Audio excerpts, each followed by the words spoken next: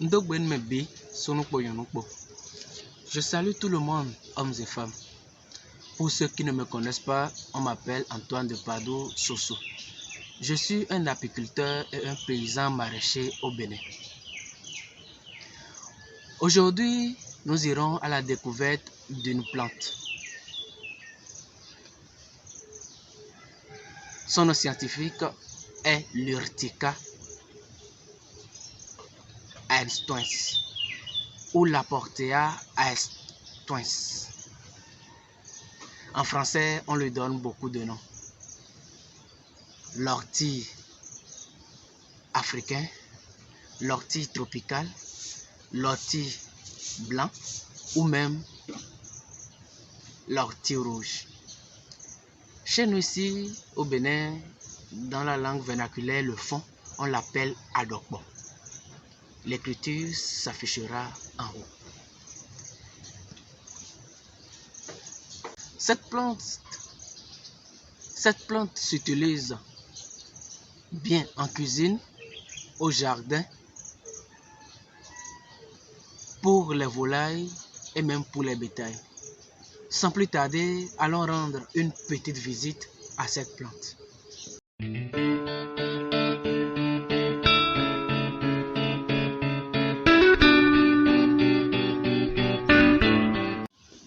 Nous voilà au jardin.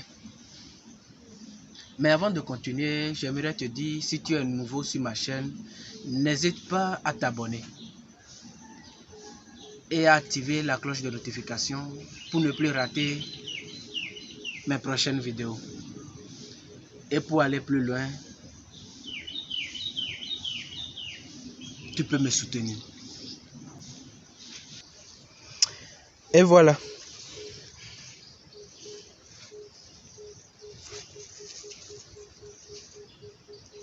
C'est bien elle.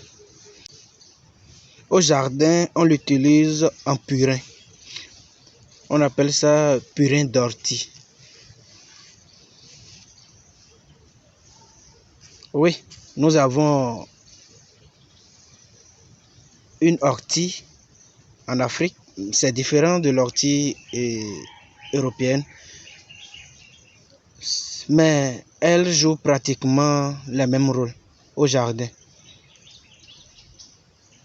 C'est un biofertilisant.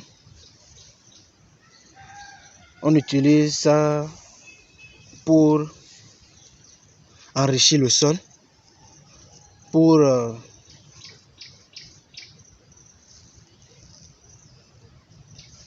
traiter certaines maladies, certaines attaques sur les légumes.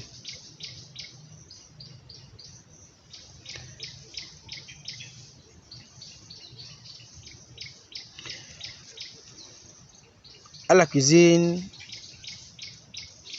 on utilise ça pour faire la sauce. Ma mère la prépare très souvent. Pour nous, elle la prépare très souvent. C'est une sauce gluante. C'est une sauce gluante comme le gombo, le crin-crin.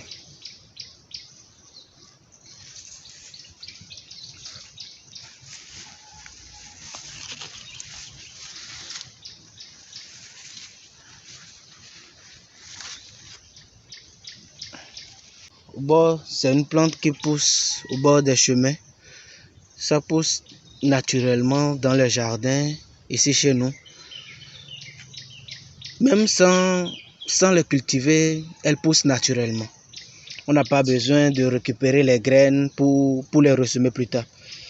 Mais ceux qui veulent en faire des cultures en récupèrent les graines. Pourquoi faire ces cultures? C'est pour pouvoir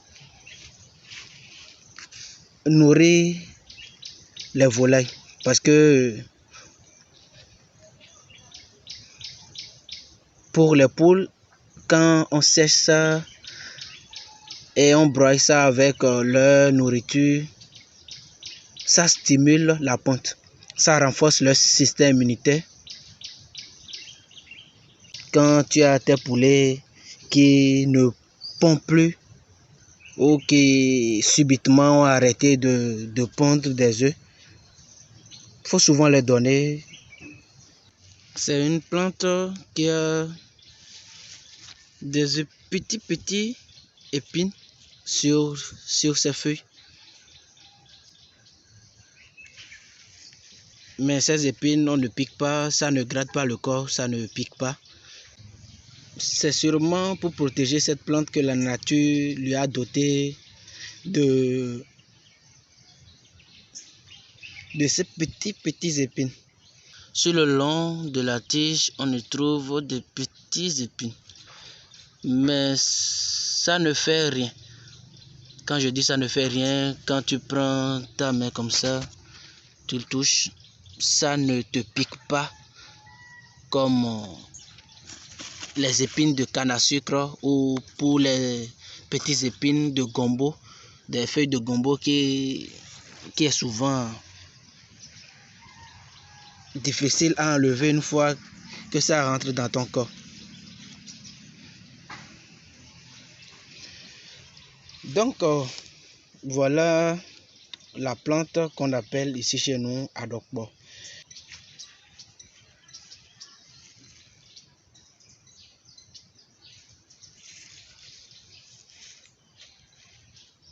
Dans une prochaine vidéo, je vous montrerai comment faire son purin au jardin pour nourrir le sol et pour traiter les feuilles.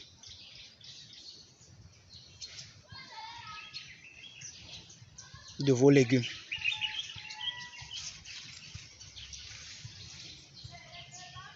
Même certains voisins, ceux-là qui sont dans le besoin, viennent pour chercher, pour donner à leur poulet. Mais par contre, pour les chèvres, il faut sécher ça. C'est très important de sécher ça pour les chèvres. Mais pour les poulets, c'est pas forcément. Il ne faut pas forcément sécher. Parce que les poules mangent. Elles picotent très bien les feuilles vertes. Mais vous pouvez toutefois sécher ça et les mélanger avec leur nourriture, leur provende. Eh bien, nous sommes à la fin de cette visite. Et je tenais aussi à vous dire, si vous avez des vertus ou d'autres connaissances liées à cette plante, l'ortie africaine, n'hésitez pas à les mettre en commentaire.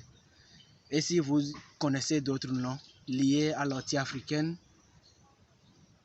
n'hésitez pas également à les mettre en commentaire.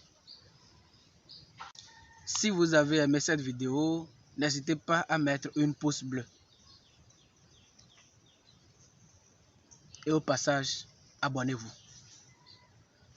Activez la cloche de notification pour ne plus manquer les prochaines vidéos. Et pour aller plus loin, soutenez-moi. À bientôt. Merci.